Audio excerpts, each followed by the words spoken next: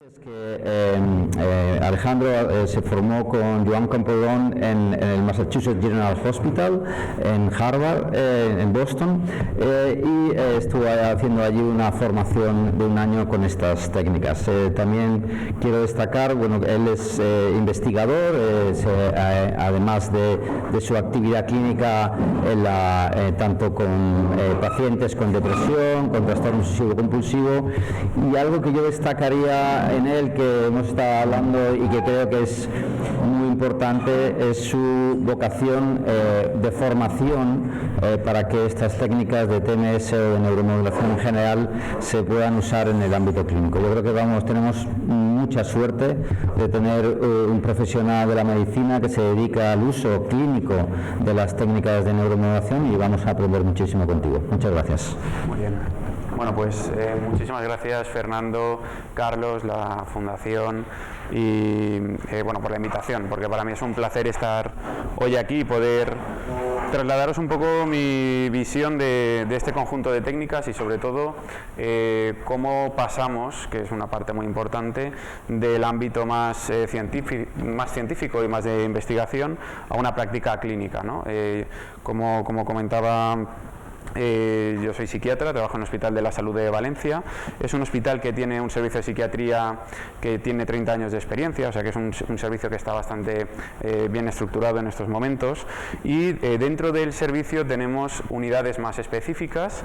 En concreto tenemos una unidad de depresión resistente donde trabajamos con distintas técnicas de estimulación cerebral, tanto no invasivas como intermedias, que ahora veremos un poco lo que quiere decir eso, y también pues intentamos innovar a nivel farmacológico con los últimos avances en psicofarmacología. A pesar de que parte de mi actividad es sobre trabajo con técnicas de estimulación cerebral no invasivas, quiero aclarar que yo trabajo como psiquiatra en el sentido de que también prescribo tratamiento farmacológico. De hecho, el 85-90% de mi actividad seguramente sea en una consulta, como podemos entender todos, una consulta donde hacemos en parte, tenemos psicólogos, tenemos psiquiatras y trabajamos con tratamientos farmacológicos. Bien, bueno, yo la presentación, como veréis, tiene un enfoque más clínico, y uno de los objetivos que nos hemos propuesto, por lo menos, ha sido el de intentar implantar este conjunto de técnicas en la sanidad pública, a ser posible, ¿no? Y en distintos servicios de psiquiatría a nivel nacional. Yo cuando estuve en Boston, cuando estuve haciendo esa formación en Boston hace 3 años, una cosa así, me di cuenta de que había muchas clínicas que ya trabajaban con estimulación magnética transcraneal, técnicas como la TDCS, la TACS también, y eso en España no estaba. En España, a nivel clínico, había muy poquito hecho, y fue uno de los objetivos, ¿no? El de intentar difundir este conjunto de técnicas a los compañeros. Para bien o para mal, se han ido abriendo en distintos servicios, como por ejemplo en el Hospital de la Fe. La Fe es un hospital de Valencia bastante conocido, que ya tiene una unidad de estimulación magnética transcraneal.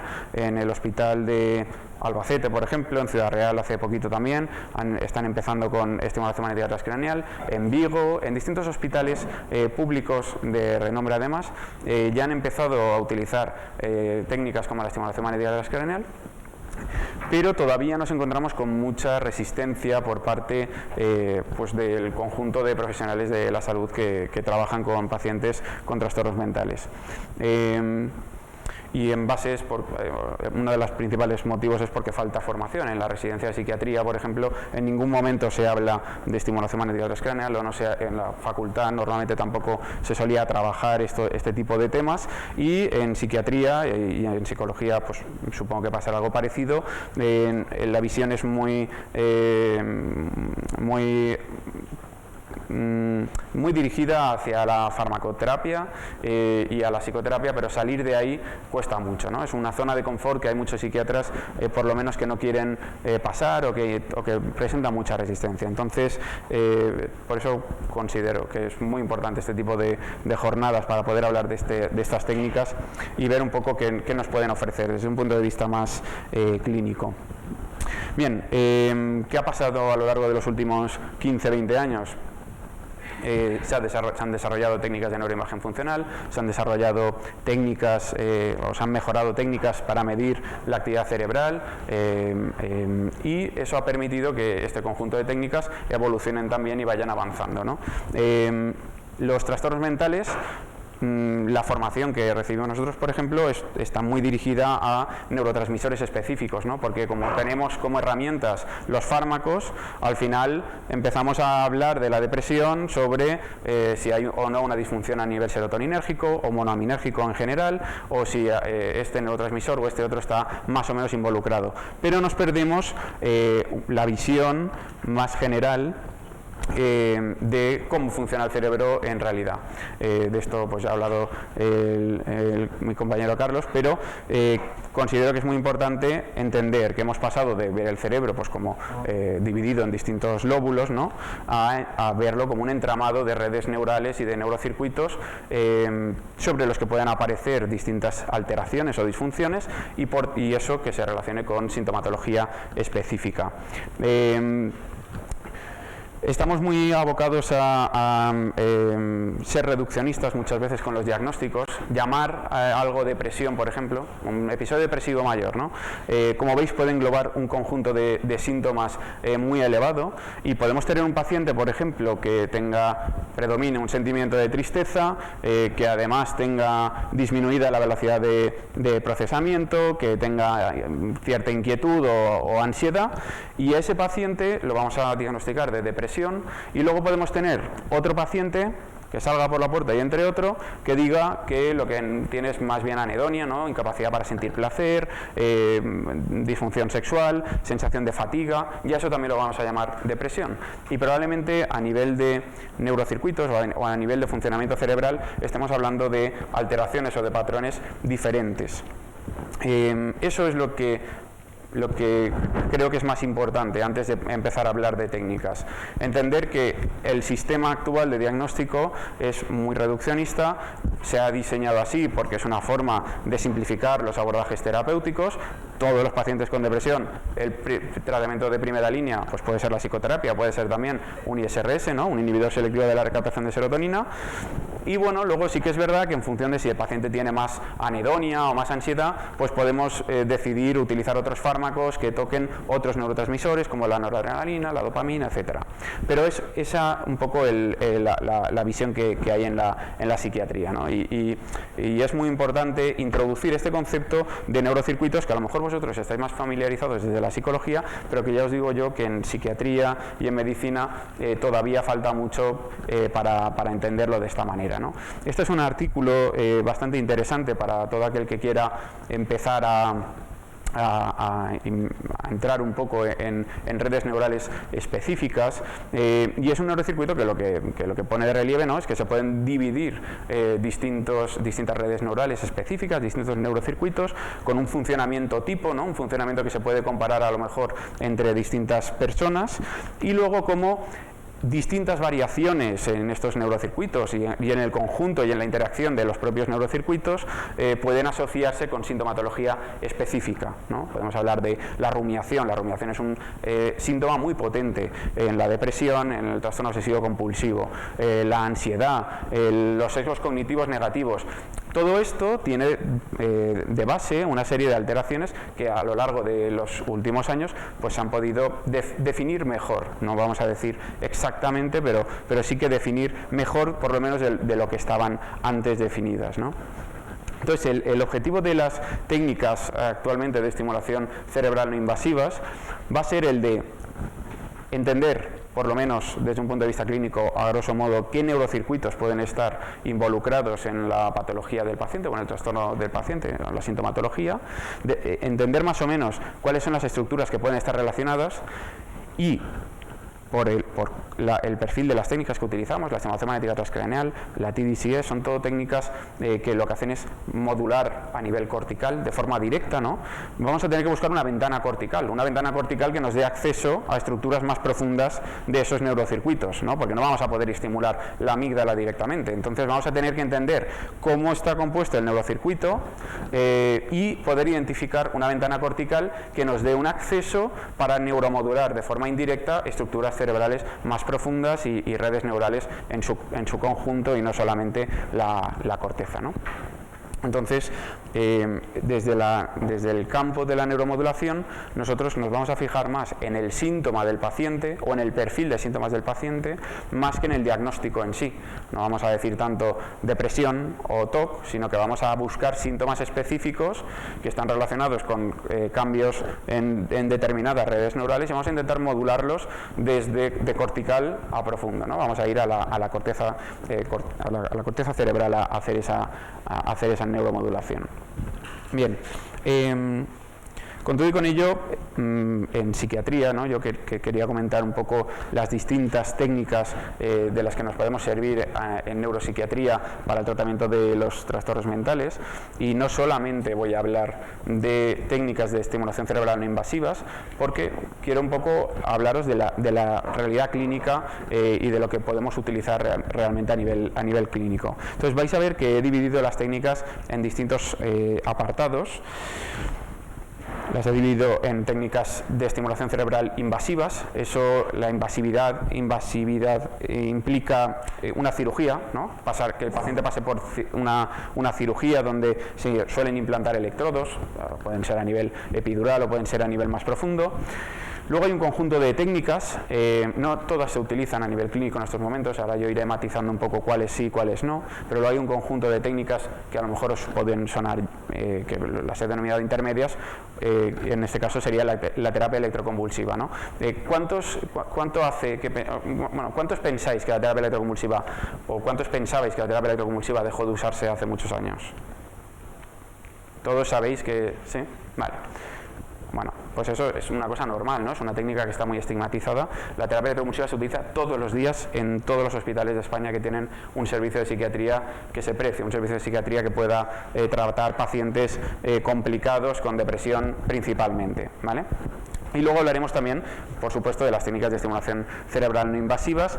Aquí he puesto algunas, me voy a centrar en la estimulación magnética transcraneal porque ya hemos hablado de la TDCS, TACS, etcétera, y luego pues comentaré algunas a lo mejor en fase más experimental. Bien, de las técnicas invasivas no me voy a centrar en las neurocirugías que se vienen haciendo desde hace muchos años, porque es una cosa que cualquiera puede hacer una revisión y porque tenemos que centrar un poco el tema, pero sí que me quería centrar en el avance más grande que pienso que ha habido a lo largo de los últimos años, ¿no? Esto es una nota de prensa que salió en el 2021 que decía: la estimulación cerebral profunda personalizada resuelve un caso de depresión resistente, y asociado a una imagen donde están utilizando un aparato de estimulación magnética transcraneal. Yo automáticamente pensé que se estaban confundiendo, ¿no? Porque las técnicas se confunden enseguida, hablan de Deep TMS, de estimulación magnética transcraneal profunda, entonces yo ya pensaba que se estaban confundiendo, pero bueno, de hecho la primera vez que lo leí yo creo que lo pasé y ya está, ¿no? Luego fueron publicándolo en más sitios, ¿no? La estimulación cerebral profunda personalizada resuelve un caso de depresión resistente, primer implante cerebral del mundo trata con éxito depresión severa de un paciente. Yo pensaba, los neuroestimuladores ya hace también mucho tiempo que están desarrollados, ¿no? Se utilizan más quizá en el Parkinson o en el TOC, se están empezando a utilizar también, pero en depresión pues yo no lo había escuchado nunca, ¿no? Un marcapasos cerebral para el tratamiento personalizado de la depresión, ¿no? Cada vez eran titulares más sensacionalistas y eso pues siempre te hace desconfiar. Pero bueno, la verdad que fue una grata sorpresa profundizar en esas noticias, porque eso me llevó a esta comunicación que se publicó en la revista Nature. Bueno, es una publicación que está hecha por un equipo de neurocirujanos, neurólogos, psiquiatras, radiólogos, psicólogos, es decir, es un conjunto de interdisciplinar que se juntaron para probar una teoría, ¿no? Y para utilizar un sistema de estimulación cerebral profunda en una paciente con depresión. Y lo más importante de este caso no es implantar un neuroestimulador, que es una cosa que se puede hacer y que se hace también, no de forma frecuente, pero que se hace mucho, sino el concepto que explican, el concepto que tienen ellos, o la visión que tienen ellos de lo que puede ser una depresión en esa paciente y cómo, en base a qué implantan el neuroestimulador y dónde. Bien, para mí lo más novedoso fue que en el paper se conceptualiza la depresión no como un proceso estático, sino como un proceso dinámico. Es decir, nosotros, por ejemplo, cuando hay una fibrilación auricular, eso es una patología que tú coges, haces un electrocardiograma del corazón y ves que hay una fibrilación auricular. Es decir, la aurícula está fibrilando, es un patrón distinto de actividad, que no tiene ritmo, etcétera. Tú haces un electrocardiograma y lo puedes diagnosticar. No tiene un problema estructural el corazón. Si hago una resonancia magnética o miro el corazón, ese corazón está íntegro, no tiene un problema, pero a nivel funcional sí que hay una fibrilación. Lo que pasa es que es una cosa constante, ¿no? Luego hay una cosa que se llama la fibrilación auricular paroxística. La fibrilación auricular paroxística es una patología también. Lo que pasa es que todavía es más difícil, porque si tú haces un electrocardiograma del paciente, no ves la fibrilación auricular. Tú ves un ritmo sinusal normal, un corazón normal funcionando. Lo que pasa es que en determinados momentos del día o de las semanas aparece ese patrón disfuncional eléctrico, ¿no? esa arritmia, y ahí es cuando lo puedes medir. Pero en otros momentos no. Entonces, para diagnosticar una fibrilación auricular paroxística, lo que haces es poner un Holter, que es un aparato que lo que está haciendo es constantemente un electrocardiograma a lo largo de los días, y luego coges, analizas toda la semana a lo mejor, y dices, aquí es donde está la fibrilación auricular, que no se ve si no pones ese aparato que hace un registro continuo, ¿no? O sea, es una cosa que no es estática, es una cosa que el corazón entra y sale de esos ritmos.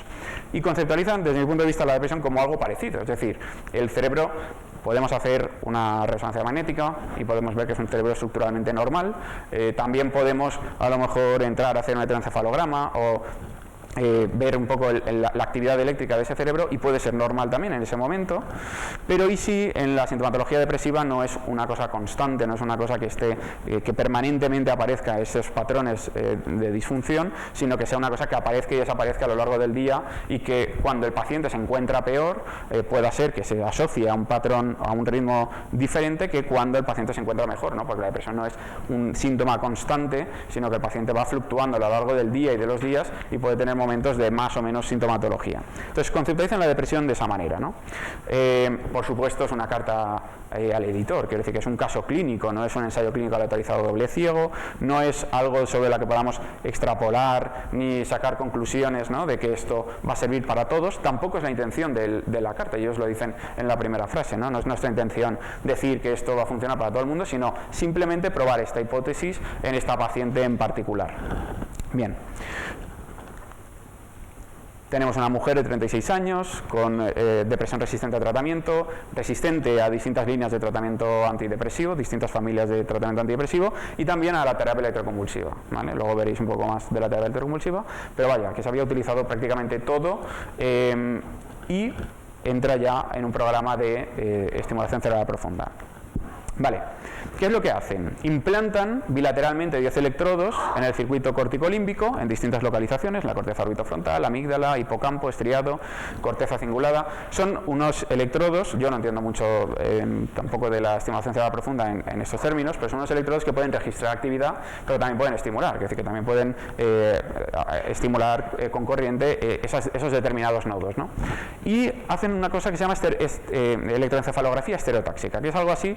O sea, es una electroencefalografía directamente midiendo la actividad cerebral a través de esos electrodos, y dejan ese sistema implantado a lo largo de 10-12 días. O sea, es un holter realmente, es un holter del cerebro, pero aplicado pues a una paciente con depresión.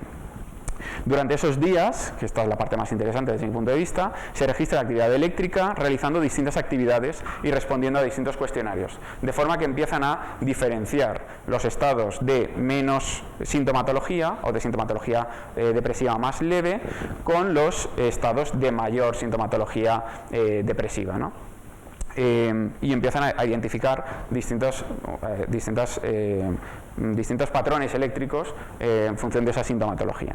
Bien, a través de procedimientos de machine learning, etcétera, identifican estos patrones eléctricos y por primera vez en esta paciente y para esta paciente en particular, que puede ser luego una cosa que sirva para otros pacientes o no, pero identifican un biomarcador. Dicen, aquí cuando aparecen ráfagas de ondas gamma a nivel amigdalar, es decir, cuando el electrodo que está en la amígdala detecta ráfagas de ondas de actividad gamma, se asocia con sintomatología depresiva más intensa, más complicada, ¿no? La paciente está peor clínicamente. Y luego, además, como van probando distintos puntos de estimulación, consiguen encontrar una estimulación sobre el estriado ventral en la cápsula interna donde el paciente mejora la sintomatología, ¿vale? Es decir, si estimulamos en el estriado ventral a nivel de la cápsula interna, el paciente mejora, ¿vale? Luego lo que hay que ver es que haya una asociación de ese biomarcador con con esa respuesta, ¿no? a la estimulación. Y efectivamente se objetiva un subcircuito estructural y funcionalmente conectado entre ambas estructuras, donde cuando aparece ese patrón de ondas, de ráfagas de ondas gamma a nivel amigdalar, si estimulas en ese momento el estriado ventral, consigues cortar el biomarcador, ¿no? O sea, cortas el biomarcador y además se asocia con una mejora de sintomatología. Por tanto, es una forma también de confirmar que ese biomarcador tiene importancia en este paciente, ¿no? Después de eso, que es la parte más complicada, introducen, es cuando hacen eso del marcapasos, ¿no? Introducen un sistema de neuromodulación de circuito cerrado donde tienen un electrodo en la amígdala y otro electrodo en el estriado ventral y cuando detecta el biomarcador, estimula. O sea, es un sistema cerrado, que el paciente luego ya pues le quitan todos los aparatos y se queda el neuroestimulador implantado y la paciente luego está durante el día y el estimulador se va activando cuando detecta ese biomarcador específico, ¿vale? Bien, ¿cuáles son los resultados cuáles fueron los resultados de este procedimiento? Pues 2 meses después, el sensor del biomarcador se había activado de media 468 veces al día, ¿vale? Claro, le he dicho, la fibrilación auricular paroxística es una cosa que aparece a lo mejor cada 7 días, ¿no? Pero a nivel cerebral es el mismo concepto, simplemente que mucho más acelerado, o sea, son entrar y salir de ese tipo de estados, ¿no? Entonces, 468 veces al día. Lo que pasa es que habían puesto el estimulador, el output del estimulador lo podía dar máximo 300 veces, porque era una estimulación que podía despertar a la paciente por la noche y cosas así, ¿no? Entonces, máximo 300 veces al día, y bueno, al día siguiente de empezar con el tratamiento, ya se objetivó una marcada disminución de la sintomatología depresiva, medida, por ejemplo, con la Hamilton y con escalas visuales analógicas. 12 días después de empezar el estimulador, ya se objetivó también una marcada reducción en la MADRS, que es una escala también que mide la sintomatología depresiva, y luego la carta no específica, pero sí que habla de que varios meses después se objetivó la remisión de la sintomatología depresiva. Claro, esto bueno, yo creo que para todos, ¿no? Es entendible que una paciente que lleva 15 años con una depresión, una paciente que no ha respondido a ningún fármaco, que no ha respondido a terapia electroconvulsiva y que de repente, en cuestión de varios meses, cumple criterios de remisión depresiva, pues es una cosa bastante impactante y por eso pues, se publicó en la revista Nature, ¿no? ¿Cuáles son las conclusiones?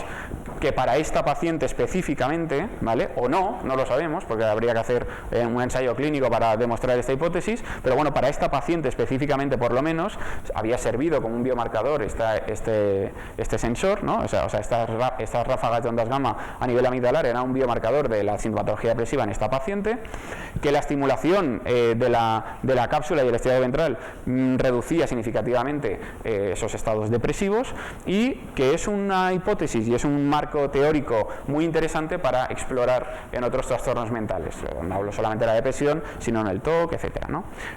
¿Por qué? Pues porque identificar biomarcadores directamente en los pacientes individualizados puede ser algo bastante interesante, ya que hasta ahora no tenemos biomarcadores muy buenos que se puedan extrapolar en general a todos los pacientes.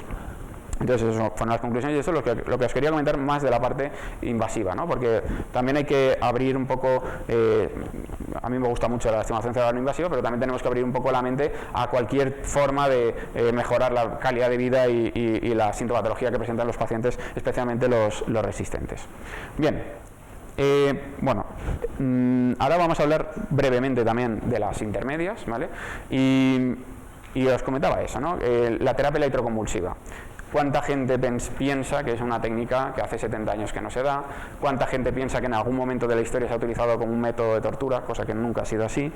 ¿Y por qué? ¿Por qué? Pues es un tema que se ha tratado de una forma pues bueno, a veces justa y otras veces injusta. ¿Qué pasa con la terapia electroconvulsiva? Que se descubrió antes que la anestesia y se descubrió antes que los relajantes musculares. Es decir, antes de que esos fármacos estuvieran en el mercado, se empezó a hacer sesiones de terapia electroconvulsiva. Eso lo que hace es inducir una crisis epiléptica en un paciente que está despierto. Es una cosa muy desagradable para el paciente. Las contracciones musculares que genera una crisis comicial, pues a veces incluso se habían asociado con fracturas de vertebrales o de huesos, ¿no?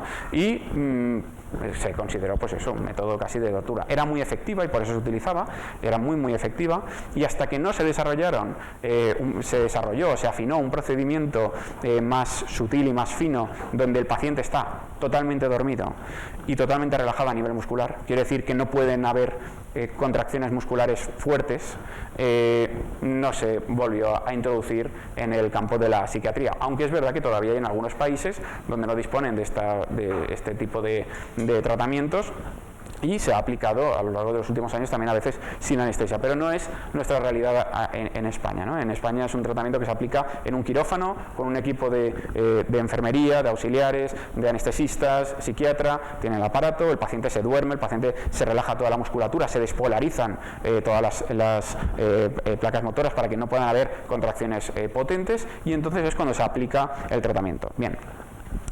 Esta es una diapositiva que pongo yo a los alumnos de medicina del CEU, porque considero que es una diapositiva resumen, después de hablar más sobre la técnica, pero resume bastante bien un poco en qué consiste, ¿no? El procedimiento estándar, pues un relajante muscular, un inductor del sueño de acción ultracorta y posteriormente la terapia electroconvulsiva.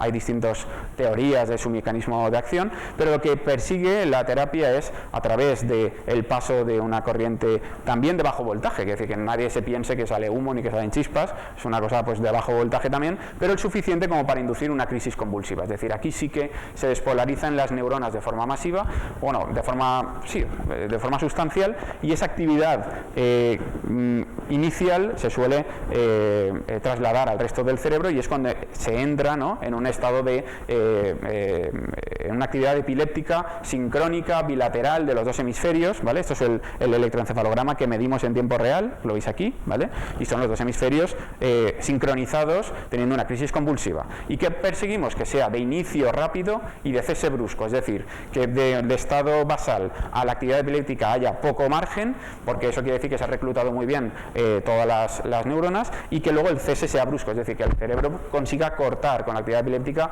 de forma brusca. Luego el paciente se despierta, eso dura exactamente 3 minutos el tratamiento. Si es que el tratamiento es muy corto, la crisis comicial dura 30 segundos.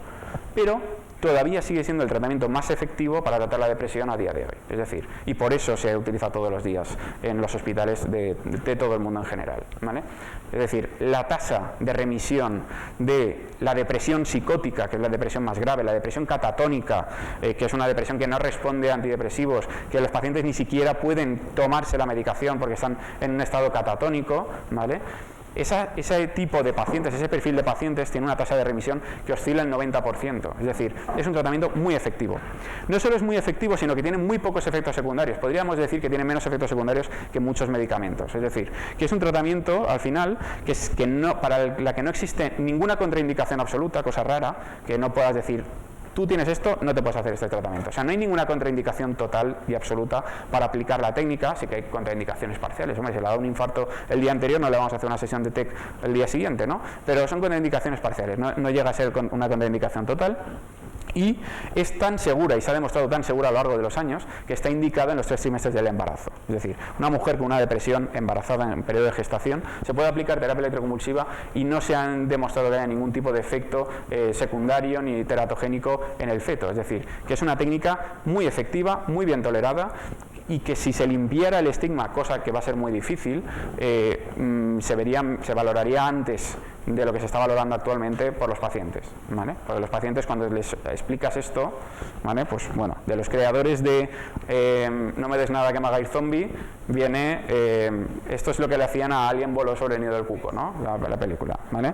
Bueno, pues eso es lo que se comentaba hace 50 años, ¿no? Cuando la técnica pues estaba en boca de todos, ¿no? por ese desarrollo, pero es que hoy en día se sigue maltratando esta técnica. Esto es una película reciente, esto es una película de hace 5 años a lo mejor, es una película que han visto 40 millones de personas, jóvenes también, ¿vale? Esto es una psiquiatra que está con su paciente de psiquiatría que tiene una camisa de fuerza de hace 400 años también, y el paciente en un momento dado le dice, oye, y si te doy una sesión de terapia electroconvulsiva, y eso además son palas de TEC normales, es decir, eso lo utilizamos todos los días para aplicar la técnica, y después de hacer esa sesión aparece pues, bueno, un cambio radical en el comportamiento, se compra una hiena, va por ahí haciendo desastres, ¿no? Entonces, se trata así este tipo de técnicas en el cine, y es un problema porque, bueno, pues eso fue una pregunta en una clase. De hecho, yo esta diapositiva la hice después de una pregunta. Oye, si me das terapia electroconvulsiva, es que yo he visto que le hace una sesión a esta chica y de repente, se vuelve loca, ¿no? Entonces esto, ¿cómo es, no? Pues si le haces una sesión de terapia electroconvulsiva a una persona que no tiene una depresión, se despierta y se va a almorzar a la cafetería. Es que no... ¿Y si ya es epiléptica? La terapia electroconvulsiva, aunque suene contraintuitivo, se ha llegado a utilizar como tratamiento de la epilepsia refractaria, porque a medida que tú vas haciendo sesiones de terapia electroconvulsiva, cada vez es más difícil inducir actividad epiléptica. El cerebro va aprendiendo y va mejorando en su capacidad para inhibir la actividad epiléptica. Entonces, es una forma de aumentar el umbral de aumentar el umbral convulsivo en los pacientes. Entonces, hasta en la epilepsia refractaria se ha utilizado el tratamiento con TEC, precisamente por eso, porque el cerebro se entrena en el cese de la actividad epiléptica.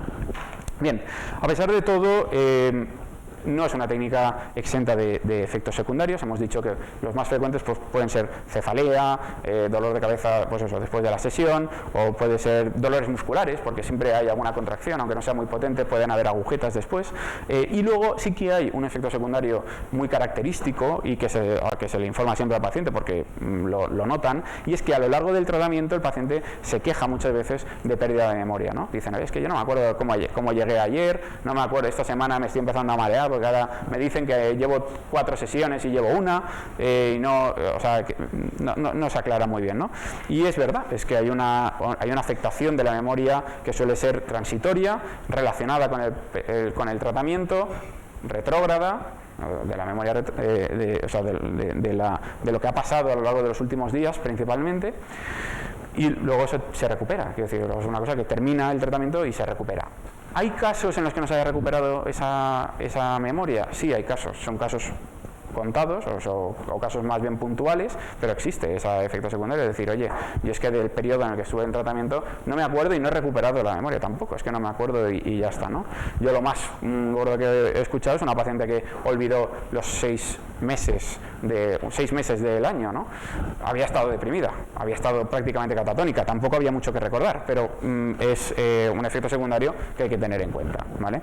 Entonces, ¿por qué no se van a mejorar este tipo de procedimientos? Ya se ha afinado bastante, es muy efectivo, tiene pocos efectos secundarios, pero ¿por qué no se va a mejorar en este tipo de técnicas? Y es por este motivo por el que se plantea, oye, si hemos visto que podemos inducir despolarizaciones neuronales con la energía electromagnética, o sea, a través de la inducción electromagnética, con una estimulación magnética transcranial, ¿qué pasa si un potencial efecto adverso de la estimulación magnética transcranial es inducir una crisis epiléptica? Es decir, es despolarizar tanto las neuronas que haya un reclutamiento general y que se genere una crisis epiléptica, ¿no? ¿Qué pasa si buscamos eso? ¿Qué pasa si intentamos inducir actividad epiléptica en el cerebro no utilizando la electricidad, sino utilizando la energía electromagnética? Y es por esto que se desarrolla lo que se llama la terapia magnetoconvulsiva, ¿vale? O magnetic seizure therapy en inglés. Los comerciales de este aparato son los mismos que, por lo menos a mí me vendieron el aparato que utilizo yo de estimulación magnética transcranial, y esa es la foto que te enseñan. Y dice, mira, esto es, vamos, yo estoy acostumbrado a ver pacientes en TEC, en quirófano, con el mordedor, por si acaso hay una contracción muscular, anestesiados, dormidos, bueno, con una serie de, ¿no? Y aquí dicen, mira, esto es la terapia magnetoconvulsiva. Y dices, bueno, ¿tú le vas a inducir una crisis epiléptica a este paciente? Sí, no hace falta anestesia. ¿Pero por qué no hace falta anestesia? Si es una crisis comitológica micial, es decir, si va a haber movimientos tónico-clónicos, va a haber, ¿no? Pues no hace falta anestesia. Bueno, pues sí que hace falta anestesia. Esto es la realidad de la terapia magnetoconvulsiva, ¿vale? O sea, esto no es nada raro, a mí no me alarma porque yo lo he visto mucho, pues es un mordedor para evitar que hayan lesiones en la cavidad bucal. Estos son los electrodos que se ponen para registrar la actividad electroencefalograma que se hace a tiempo real del paciente, y estos son dos bobinas de estimulación magnética transcranial que van a aplicar el tratamiento a una frecuencia muy elevada, ¿no?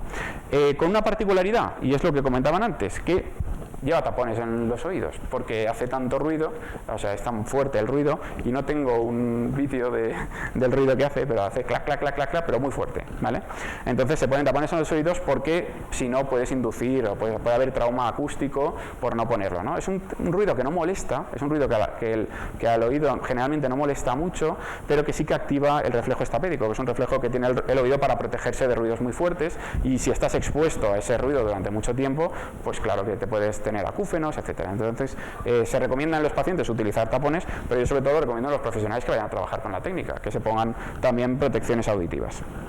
Bien, ¿qué ha demostrado esta técnica? Que ya hay algunos metaanálisis, pues ha demostrado que a nivel cognitivo hay un menor tiempo para reorientarse después de la sesión, y en general de recuperación después de la sesión el tiempo se acorta, ¿no? Esto es un metaanálisis donde se ve que favorece al tratamiento experimental, que en este caso sería la terapia magnetoconvulsiva. A nivel de eficacia, parece que no se diferencia, cosa que también se puede entender como algo positivo, porque la terapia electroconvulsiva ya es muy efectiva, Entonces, la magnetoconvulsiva parece que no se diferencia sustancialmente de la electroconvulsiva, y eso es una cosa muy positiva, ¿vale? Y en general, el resumen o los resultados de este metaanálisis es que hay menos tiempo de recuperación por sesión, menos efectos secundarios a nivel cognitivo, y no hay diferencias en términos de eficacia.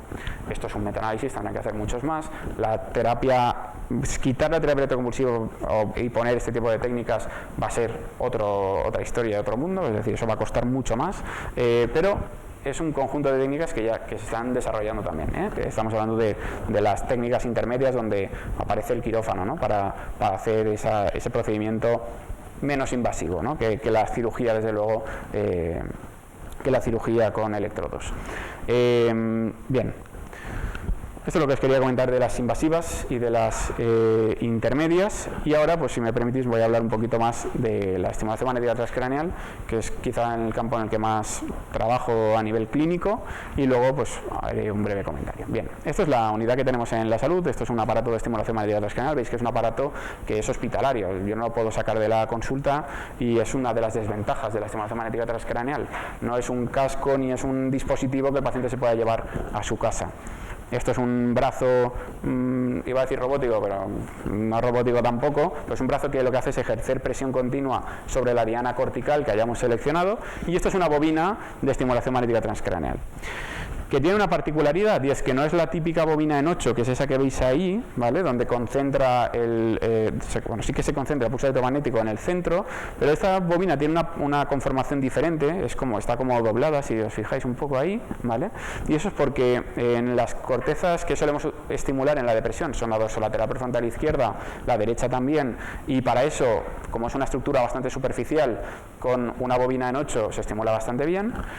Pero cuando hacemos un tratamiento para el TOC, que ya las dianas corticales son dorsomedial, premotora suplementaria, están en la línea media del cerebro, y el cerebro hace así, esas estructuras corticales, esas dianas corticales tienen un mayor nivel de profundidad, y buscamos, incluso en el TOC, por ejemplo, se busca neuromodular la corteza cingulada, que está por debajo de la dorsomedial, y al final es difícil, buscas más profundidad. Entonces, lo que se ha diseñado son unas bobinas que tienen esta forma para que el campo electromagnético, o sea, el pulso, tenga mayor profundidad. Es una curiosidad. Bien. Vale, ¿cómo funciona esto? Es estimulación magnética transcraneal que puede aplicar un pulso simple, ¿vale? Como estábamos comentando antes, pero también repetitivo, ¿no? Yo trabajo con estimulación magnética transcraneal repetitiva, es la aplicación de pulsos electromagnéticos de forma repetida cada sesión. Una de las complicaciones que tenemos cuando tenemos un paciente con depresión, un paciente que hemos decidido que como es resistente al tratamiento farmacológico lo vamos a pasar a la estimulación magnética transcraneal. Y ya sabemos que tenemos que estimular, por ejemplo, la corteza dorsolateral prefrontal izquierda, ¿vale? Ahora, ¿cómo localizamos la corteza dorsolateral prefrontal izquierda? Porque en el ámbito clínico tenemos una serie de limitaciones que a lo mejor en el ámbito de la investigación también se tiene en algún momento, pero en el ámbito clínico es una cosa permanente, ¿no? En la investigación puedes en algún momento necesitar financiación para llevar a cabo un estudio. Una vez la consigues, pues ya normalmente ya lo puedes desarrollar. A nivel clínico tenemos que encontrar una fórmula que sea coste-beneficio favorable para el paciente. O sea, a un paciente no le puedo decir que se va a gastar 7.000 euros en un tratamiento sin poder ni siquiera garantizarle que va a tener resultados, ¿vale? Entonces, tenemos que intentar abaratar también de alguna forma, o sea, conseguir lo más eficiente al menor coste y que pueda favorecer al paciente al máximo, ¿no? Entonces, cuando tenemos un paciente, tenemos que localizar la diana cortical, ¿cómo lo hacemos? Porque yo tengo un paciente sentado en una silla y yo cómo sé dónde está su corteza dorsolateral prefrontal izquierda, ¿no? Bueno, pues ahora eso lo vamos a ver, pero este dispositivo que tenemos aquí es un neuronavegador, es un dispositivo que localiza las dianas corticales con una precisión milimétrica y además durante la sesión te va diciendo si te estás moviendo o no, si estás 1 milímetro arriba o 1 milímetro abajo, y es una forma muy focal de aplicar el tratamiento. Pero esto no es lo habitual, quiere decir que normalmente en las clínicas a lo mejor que hacen estimulación magnética transcraneal no suelen disponer de un neuronavegador y tienen que utilizar otras formas. Vale. Vamos a ver el paradigma de la depresión, que quizá es uno de los que más se ha estudiado, y es porque la estimulación magnética transcraneal actualmente por parte de la FDA tiene 2 aprobaciones, 2 indicaciones en psiquiatría por lo menos, que son la depresión resistente a tratamiento farmacológico y el trastorno obsesivo compulsivo. Esas son las 2 indicaciones con las que más trabajamos porque están aprobadas por la FDA, la primera es de 2013, la segunda es de 2018, y también contamos con certificación europea, etcétera, que también es una cosa que a nivel europeo se ha certificado, pero primero fue la FDA, ¿no? Bien, hay protocolos aprobados, hay dianas corticales aprobadas y es con lo que solemos trabajar.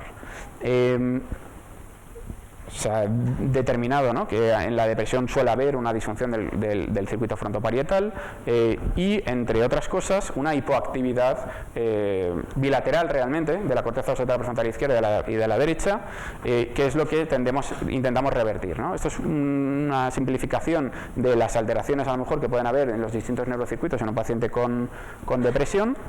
Y esto es lo que buscamos, incrementar, por ejemplo, el nivel de actividad de la corteza dorsolateral prefrontal izquierda para restituir o para restablecer el equilibrio previo que pudiera tener el paciente. Entonces, la diana cortical que solemos utilizar en la depresión es corteza dorsolateral prefrontal izquierda, principalmente cuando predomina sintomatología más tipo anedonia, tristeza, etcétera, y cuando hay mucha ansiedad asociada o mucha rumiación, muchas veces nos vamos a la corteza dorsolateral prefrontal derecha y hacemos una inhibición de esa corteza. La corteza dorsolateral prefrontal derecha la inhibimos no porque esté hiperactiva, pero sí que hay una hiperactividad relativa al lado izquierdo. Es decir, las dos están bajas, pero comparado con el lado izquierdo está más alta. Entonces la corteza dorsolateral prefrontal derecha la tendemos a inhibir porque lo que buscamos es que haya un balance entre ambos hemisferios. Claro, eso nosotros no lo podemos medir en consulta, salvo que el paciente vaya respondiendo clínicamente.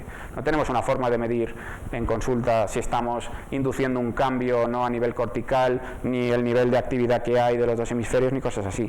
Porque yo no le puedo pedir a un paciente cada vez que quiero hacer estimulación magnética transcraneal una resonancia magnética funcional o un QEG o cosas así. Yo tengo que ajustar mucho lo que vamos a hacer y servirme de las herramientas que tenemos a nivel clínico, ¿no? Bien. Y en el trastorno obsesivo compulsivo, que es la otra indicación, pues bueno, en la teopatogenia del TOC sí que se ha identificado una disfunción del conjunto del circuito córtico-estridotalámico, ¿vale? Y por tanto se han buscado esas ventanas corticales, a lo largo de los años se han ido probando distintas ventanas corticales a esas estructuras, a ese neurocircuito, y al final realmente el que ha conseguido la aprobación por parte de la FDA ha sido la corteza dorsomedial prefrontal o la cingulada, el córtex cingulado también, ¿no? Se consiguió primero con un casco de estimulación magnética transcraneal que es un poquito más profundo y luego se autorizó también por parte de la FDA con la bobina esta que os he enseñado que es también más profunda, ¿vale? Entonces, la diana cortical del TOC es la dorsomedial prefrontal, o sea que está justo en la línea media, es un poquito más profunda, y a veces lo que sí que hacemos, no tenemos el lado derecho o el lado izquierdo, pero lo que sí que hacemos en el TOC a veces es inhibir un poquito la corteza premotora suplementaria, sobre todo cuando hay un componente compulsivo motor muy marcado, ¿vale? Pero bueno, eso son ya cosas que salen en algunos papers y vas intentando optimizar los protocolos de tratamiento. Vale. Entonces, lo que os comentaba, ¿no? Uno de los retos que tenemos en consulta es cómo localizamos la ventana cortical, cómo localizamos la diana que queremos estimular. Bueno, pues la que te cuentan cuando te venden un aparato de estimulación es la regla de los 5 centímetros. Eso es que localizas el punto motor y 5 centímetros para adelante tienes la corteza dorsolateral. Da igual si tienes un cabezón así, que así, son todos 5 centímetros. Entonces, eso, pues bueno, es una forma poco precisa, es muy simple, pero es poco precisa, ¿no? Luego tenemos la estimulación sobre F3, con el sistema electroencefalográfico 10-20, ¿vale? Y eso, pues, bueno, es una forma. Y luego estaría el sistema, desde mi punto de vista, más equilibrado, que es el que se llama BIM-F3, ¿vale? Entonces, el sistema BIM-F3, y ahí abajo os he dejado la página web donde podéis ver la aplicación que utilizamos para localizar la corteza, es un sistema que se basa en más mediciones de la anatomía de la cabeza del paciente y aplica un algoritmo teniendo en cuenta también pues el sistema de electroencefalografía, y se toman al final 3 medidas, de nasion a inion, y inion es la protuberancia que nos podemos tocar detrás, de tragus a tragus, de punto preauricular a punto preauricular, y luego se pide la circunferencia de la cabeza del paciente. Esas 3 medidas las introduces en el software y te devuelve 2 medidas más, que son X, que es una distancia horizontal, e Y, que sería desde el vértex bajando, y ahí es donde tendrías la corteza dorsal prefrontal izquierda, ¿vale? Lo mismo, pero en el lado derecho también se puede aplicar.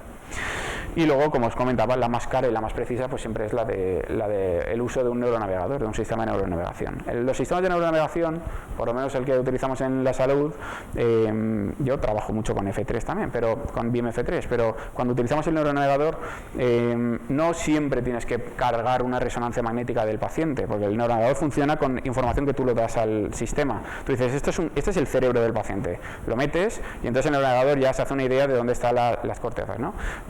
En este caso hay modelajes ya hechos basados en población control, y tú puedes trabajar sobre un modelo que te da el neuronavegador sin tener que cargar una resonancia magnética, por ejemplo. Pero bueno, lo más preciso desde luego es utilizar datos del paciente de neuroimagen. Y luego otras formas equilibradas y recomendadas de localizar la premotora suplementaria en la corteza dorsomedial prefrontal, si fuera en el caso del TOC, tampoco es la de decir 6 centímetros para adelante, 8 centímetros para adelante, sino tener en cuenta la anatomía del paciente. Entonces, lo que solemos utilizar para la localización de la premotora suplementaria es un 15% de la distancia de nasion a inion, o sea, un 15% de esa distancia desde CZ hacia adelante, te daría la localización más o menos de la premotora suplementaria, y un 25% de la distancia de nasion a inion anterior a CZ te daría la de la dorsomedial prefrontal. Pues una forma un poquito más ajustada de localizar estas cortezas, que no son pequeñas, que son cortezas grandes, ¿vale? ¿Alguien sabe lo que es el umbral motor? Umbral motor. Vale. Lo comentábamos antes, ¿no? Yo tengo un paciente y tengo un aparato que tiene un output de potencia, ¿no? No es la palabra correcta porque es amplitud de lo que solemos hablar, pero tiene un output, vamos a hablar de eso, como de fuerza, ¿no? De potencia que puede aplicar, y tenemos de 0 a 100, ¿no? Eso está medido de 0 a 100%, y cada aparato pues tiene un output máximo y un output mínimo. Yo, como sé que estoy activando la corteza dorsolateral prefrontal o que estoy teniendo un impacto en las neuronas de este paciente, si no lo puedo medir, ¿no? ¿Qué tengo que hacer? 20 sesiones de estimulación hasta ver si responde o no responde. Tampoco puedo estar haciendo electroencefalogramas, tampoco puedo estar haciendo otras mediciones, ¿no? ¿Cómo puedo ver si estoy activando o no la corteza dorsolateral? Bueno, pues para eso sirve el cálculo del umbral motor. Y cómo puedo también, no por si me quedo por debajo, sino también por si estoy muy por encima. Es decir, si el umbral del paciente es muy bajo y yo lo estoy estimulando con una barbaridad de amplitud del aparato, puedo inducir o puedo incrementar el riesgo de que el paciente tenga una crisis epiléptica, ¿no? Entonces, ¿qué hacemos? Hacemos un cálculo, una medición objetiva. Es decir, hacemos una cosa donde podemos ver que hemos estimulado la corteza de ese paciente. Y eso es lo que se llama el umbral motor. El umbral motor es que yo me voy a la corteza motora, doy pulsos simples, clac, clac, y voy buscando el porcentaje que necesito o la amplitud que necesito para que el paciente mueva la mano, por ejemplo, ¿vale? Digo mueva la mano si estoy a nivel lateral o si estoy haciendo un cálculo para la corteza dorsal prefrontal, pero si estoy más profundo y yo lo que quiero es una medición de la excitabilidad cortical un poquito más profunda en la línea media para la corteza dorsomedial o para la corteza premotora, nos vamos a ir a hacer el cálculo del umbral motor en la corteza motora, pero en un punto más medial. Y en el homúnculo de Penfield, aquí tenemos los dedos, pero a nivel medial, ¿qué tenemos? La pierna. Entonces, para hacer un cálculo del umbral motor en un paciente que voy a tratar con TOC, doy pulsos simples en la corteza motora a nivel medial y veo cómo mueve la pierna. Claro, el paciente lo ve y yo lo veo. Es decir, podemos ver que ese pulso está teniendo un efecto que se está transmitiendo desde la corteza cerebral hasta el músculo de la pierna o el músculo de la pinza de los dedos, ¿vale? Eso se puede medir con electromiografía. Y también lo puedes ver tú visualmente, es decir, que al final lo puedes ver que estás estimulando. Y buscas siempre el mínimo necesario para estimular para conseguir una contracción o un umbral o un potencial motor evocado el 50% de las veces. Es decir, yo doy 6 pulsos y por lo menos en 3 tengo que encontrar esa contracción de los dedos o de las piernas. Eso es lo que voy a llamar umbral motor y eso es lo que me va a servir a mí para calcular cuánta amplitud o potencia, si queréis, hay que aplicar en este paciente en la corteza dorsal prefrontal izquierda o en la corteza dorsomedial. Entonces, siempre cuando oigáis hablar de un protocolo de estimulación magnética transcraneal, se habla de el porcentaje del umbral motor. Yo lo puedo aplicar al 120% del umbral motor, lo puedo aplicar al 100% del umbral motor, lo puedo aplicar al 80% del umbral motor y los protocolos siempre te dan ese dato para que tú sepas cuánto le tienes que administrar a ese paciente, ¿vale? ¿Alguna pregunta con eso del umbral motor? Luego hay una serie de protocolos, esta diapositiva pues ha salido antes y aquí se puede ver, ¿no? Protocolos de alta frecuencia son 10 hercios. Un hercio es un pulso por segundo, pues 10 hercios son 10 pulsos por segundo. Eso es un protocolo de alta frecuencia. La alta frecuencia a partir de 5 hercios, 5, 10, 15, 20, son protocolos que se consideran activadores, son protocolos que activan la corteza cerebral. La baja frecuencia, que suele ser un hercio, son protocolos inhibitorios, son protocolos que tienden a frenar, ¿no? Y luego ya vamos a las modalidades más nuevas, que son el Z-burst, que ya veis que es un conjunto de 2 frecuencias, porque dispara tripletes de pulsos, o sea, en vez de sonar clac, clac, clac, clac, clac, suena trr, trr, trr, porque son 3 pulsos juntos que se disparan, esos 3 pulsos a una velocidad de 50 hercios, y entre triplete y triplete eso se dispara a 5 hercios, es decir, 5 tripletes por segundo, pero si tú coges un triplete, eso se ha disparado a 50 hercios. Eso es un Z-burst que hay que tener en cuenta 2 frecuencias, no solamente la del protocolo, ¿vale? Entonces, ahí tenemos Z-burst, que es continua, que es sin parar, hasta que termina el protocolo, y eso es un protocolo inhibitorio, o se considera un protocolo inhibitorio, porque hay variabilidad interindividual con todos los protocolos. Hay pacientes que piensas que estás haciendo una cosa y a lo mejor estás haciendo la opuesta. Y luego, la Z-burst intermitente es la que se considera excitatoria, es decir, la Z-burst continua es inhibitoria y sería equiparable a un protocolo de un hercio, un protocolo inhibitorio, y la Z-burst intermitente es la que se considera excitatoria y la que sería equiparable a un protocolo de 5, 10, 15, 20 hercios, ¿vale? Y luego hay otras modalidades que no voy a entrar. Bueno, ¿por qué os cuento lo de la Z-burst? Pues porque ha revolucionado un poco el campo de la estimulación magnética transcranial en los últimos años, ¿no? Teníamos protocolos que eran de 10 hercios, que duraban 37,5 minutos, porque tú tenías que administrar 3.000 pulsos, esos eran los que estaban aprobados. Dices, bueno, 3.000 pulsos, 37,5 minutos, el paciente está con el aparato conectado, está en el hospital, y eso era una sesión, ¿vale? Luego salen este protocolo de Z-burst que te dicen que 600 pulsos de Z-burst equivalen a 3.000 pulsos de 10 hercios. Pero es que el Z-burst, como se dispara tan rápido, en 3 minutos has dado la sesión. O sea, te están diciendo que se puede comparar la efectividad de un protocolo de 10 hercios de 37,5 minutos a uno de Z-burst intermitente de 3 minutos. Claro, eso para el paciente es una ventaja, para los clínicos es una ventaja, en cuanto a molestia, disconfort, etcétera, es una ventaja también, es una forma también de poder optimizar el número de sesiones, los tratamientos, etcétera, ¿no? Entonces, esto es un artículo donde precisamente se demuestra, es un estudio de no inferioridad, donde se objetiva como 10 hercios, 3.000 pulsos, tiene una tasa de respuesta y una tasa de remisión en la sintomatología depresiva que es equiparable a la de Z-burst intermitente de 600 pulsos, que son 3 minutos. Alex, only a question. If you use intermittent or continuous Z-burst, you use the same number of sessions of low frequency or high frequency? Yes. Or you do more sessions we usually do more number of sessions per day. We are actually doing accelerated ITBS, something similar to the Stanford protocol, like 2, 3, 4 sessions. In terms of theta bars, you use active motor threshold or resting? We use resting motor threshold. Yeah. Yes. No, higher. 90%. Bueno. Bueno, luego hablaremos un poco del número de sesiones y todo, que es muy importante. Vale, estos protocolos han demostrado ser más accesibles, menor duración, mismos efectos secundarios que son muy escasos y mayor adherencia al tratamiento, ¿vale? Por tanto, es una ventaja y los hemos empezado a utilizar. Yo, por ejemplo, cuando estuve en Boston, que estuve haciendo toda la parte de formación de la estimulación magnética transcranial, eran los protocolos que más estaban utilizando, ¿no? Eran protocolos que ya, a pesar de que eran bastante novedosos, ya los están utilizando siempre que podían. Vale. Ahora os comento un poquito más del ZBurst. Esto os lo he comentado antes sin querer, pero bueno, aquí veis las dos modalidades, ¿no? Sería alta frecuencia, como decía, en el hemisferio izquierdo, o ITBS, ZBurst intermitente, y en el lado derecho, pues a baja frecuencia, o CTBS. Y se puede hacer bilateral, es decir, podemos hacer las dos cosas a la vez. Primero se hace un protocolo inhibitorio normalmente y luego el excitatorio, y con eso haces estimulación magnética transcranial bilateral. Vale.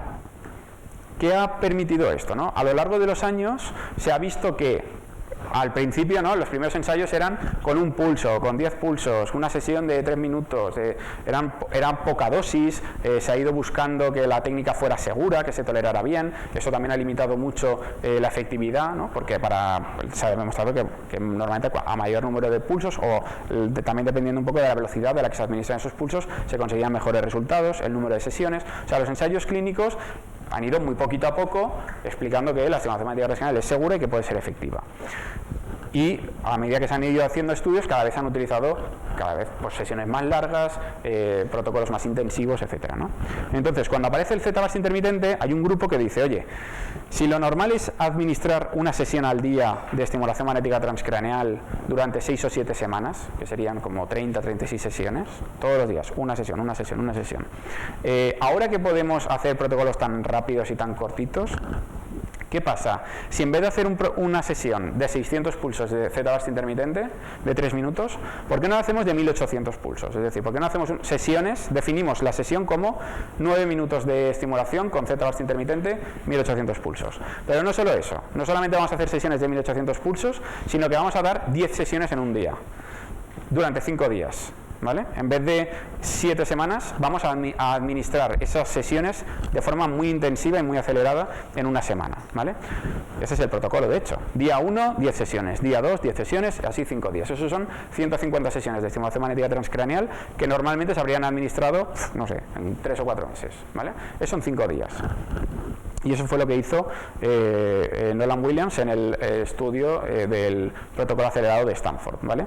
Este protocolo tiene una particularidad, y es que no estimulaban sobre F3 en concreto, sino que buscaban el punto más anticorrelacionado de la corteza cingulada con la corteza dorsolateral prefrontal, y estimulaban en ese punto con neuronavegación, pero es en la corteza dorsolateral prefrontal izquierda, es decir, un punto específico de la corteza dorsolateral prefrontal izquierda, pero neuronavegado, o sea, es un protocolo neuronavegado.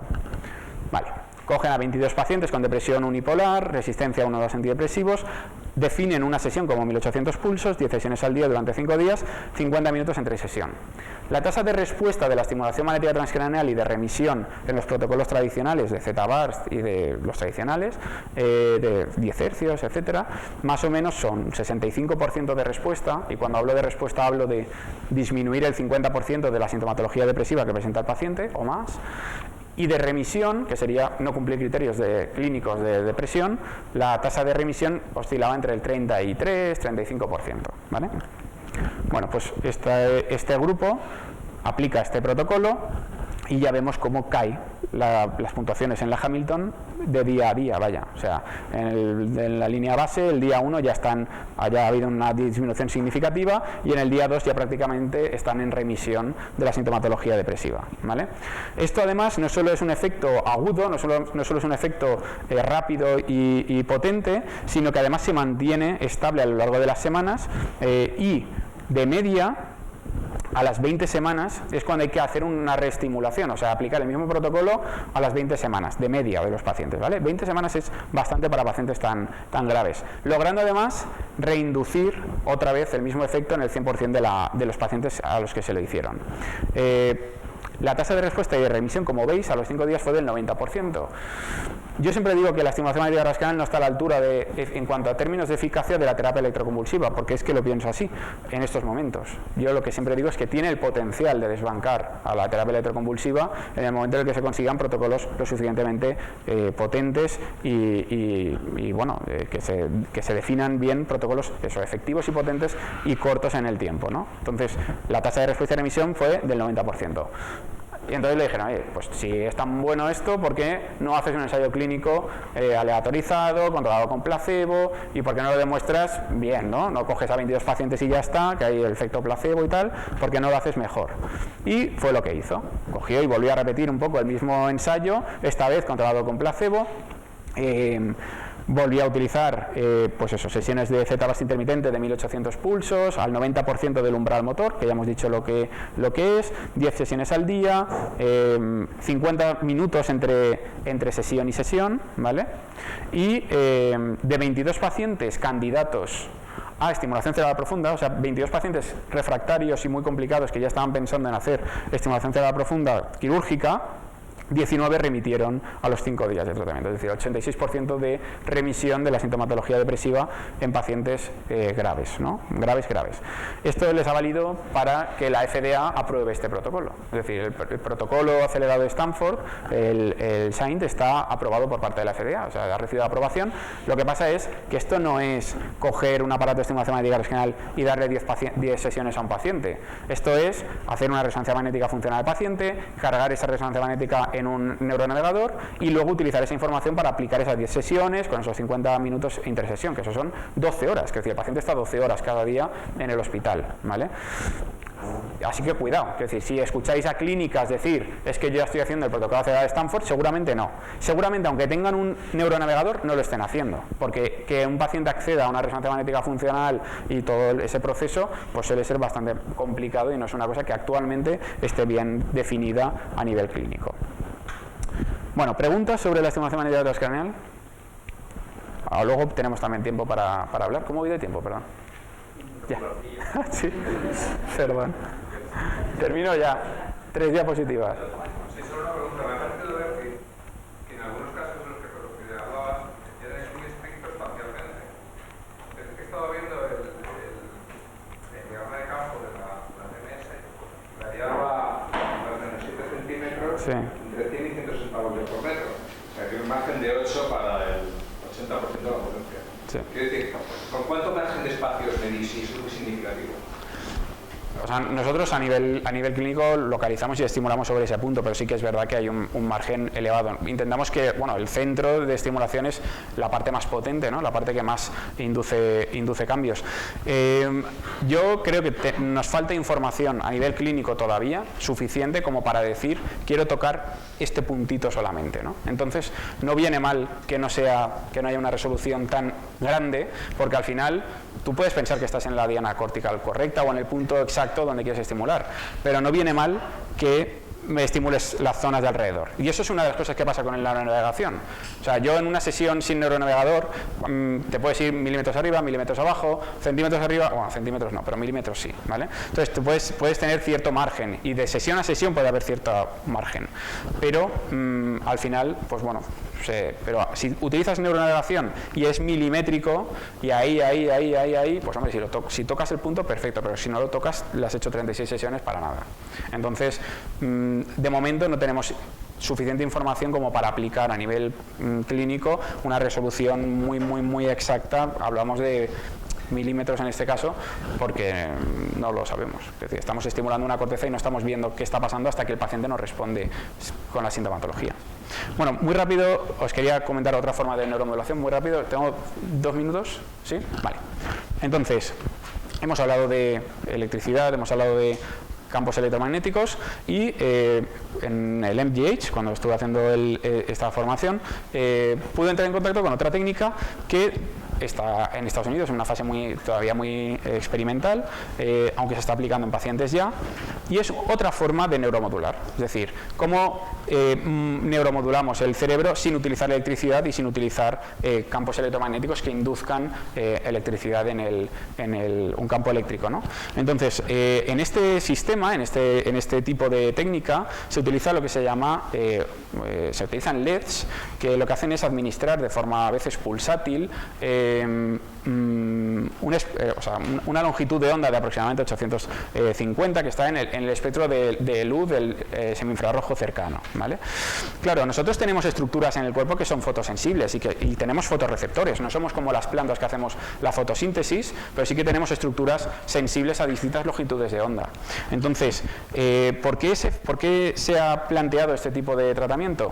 Porque el citocromo C oxidasa, que es una estructura que forma parte de la cadena de respiración mitocondrial, es fotosensible a esta longitud de onda, ¿vale? O sea, es un haz de luz que atravesaría el cuerpo, a no ser que se encontrara con estructuras que absorben esa energía, y en este caso nosotros tenemos estructuras que absorben esta energía a nivel mitocondrial, que es el citocromo C oxidasa, ¿vale? Y bueno, veis un poco el montaje, ¿no? El montaje puede ser, depende un poco de la zona que quieras neuromodular, pues puede ser en distintas regiones corticales, y a lo mejor os ha llamado la atención que tiene un LED metido por la nariz, y en parte es porque lo que se pretende neuromodular en esto es, a través del bulbo olfatorio, neuromodular incluso el hipocampo, es decir, la anosmia, por ejemplo, que es uno de los síntomas que aparece muchas veces en procesos neurodegenerativos, incluso antes de que aparezca la propia sintomatología, pues bueno, a través del bulbo olfatorio se intenta neuromodular el hipocampo. Pero bueno, se pueden montar esos montajes de LED, se montan a lo largo de todas las cortezas, ¿no?